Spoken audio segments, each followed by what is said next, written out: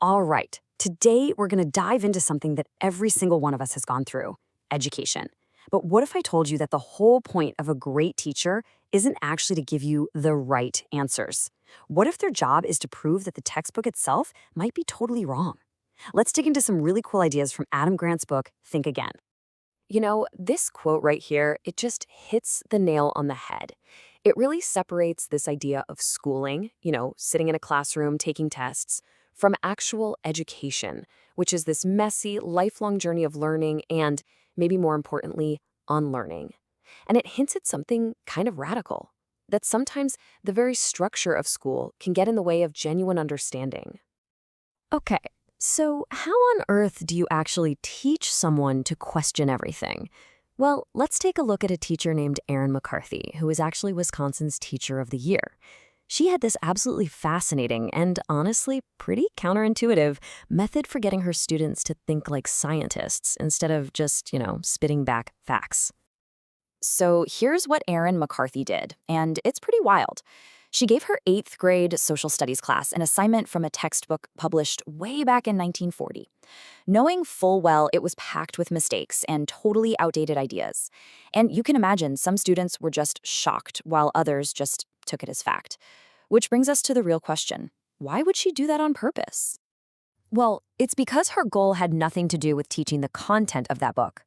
Her real goal was to teach them something way bigger, a huge lesson, that knowledge isn't set in stone. It changes, it evolves. Think about it, for their entire lives, these kids had been trained to believe that textbooks are the source of truth. Erin's lesson was designed to just shatter that assumption. She wanted to get them to question information, not just blindly accept it.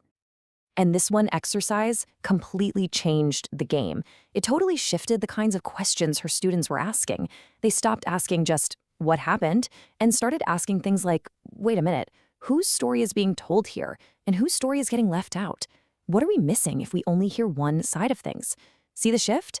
They went from being passive sponges for information to being active investigators, digging into the stories we're told and, maybe more importantly, the ones we're not.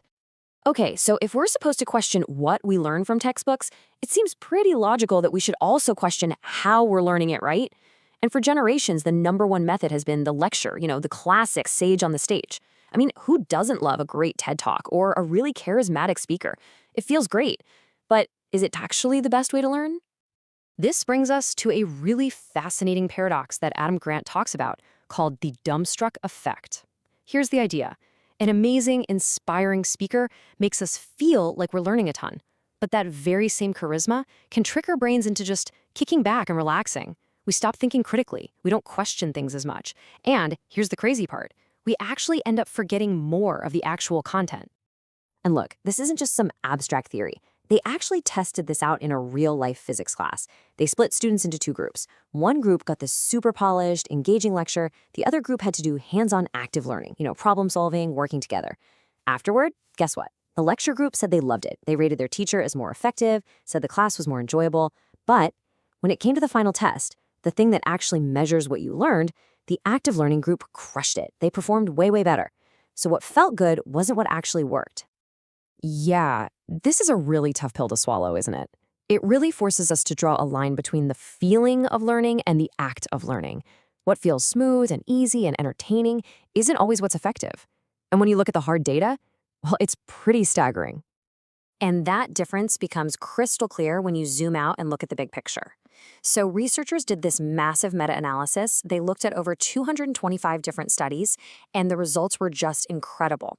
They found that students in traditional lecture-based classes were 1.5 times more likely to fail than students in classes that used active learning.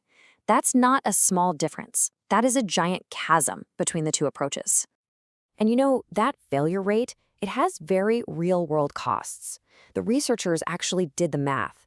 Just for the students in that one study, more than $3.5 million in tuition could have been saved if those who failed in the lecture classes had been in active learning classes instead.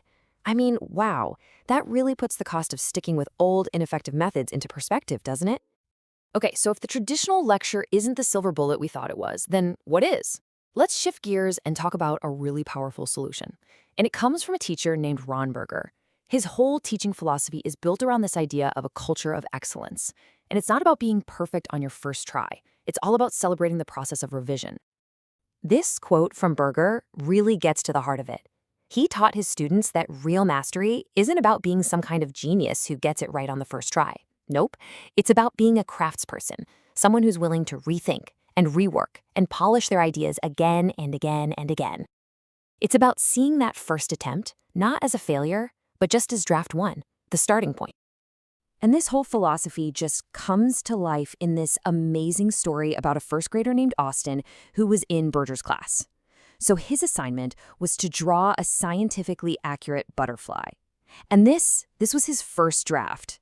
Pretty much what you'd expect from a 6-year-old, right? But what happens next is what makes this story so incredible.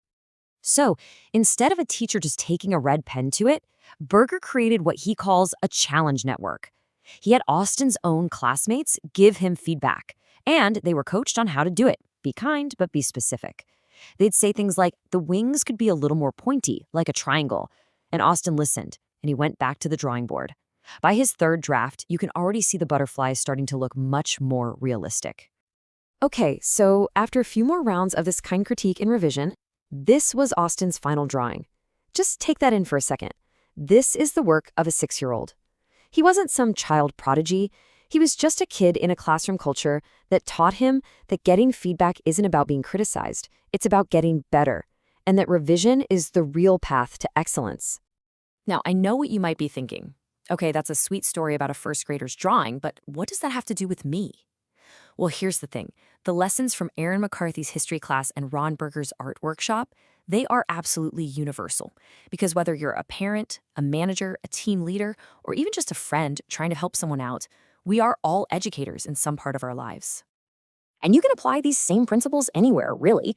There's a simple framework you can follow. First, you gotta embrace confusion. See it as a sign that you're learning something new, exploring new ground. Second, encourage drafts. Celebrate the process of going back to the drawing board, not just the finished product. Third, build your own challenge network, a group of people you trust to give you kind but specific critique.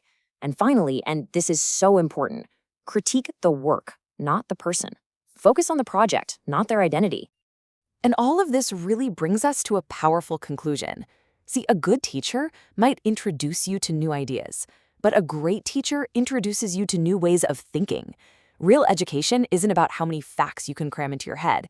It's about building the mental tools to keep learning, keep questioning, and keep revising your understanding of the world for the rest of your life. So, I want to leave you with a challenge, a question to think about. Think about the textbooks that are rattling around in your own head. You know, the core beliefs you hold about your career, your relationships, maybe even about yourself. What's one chapter in that personal textbook of yours that might just be ready for a complete rewrite?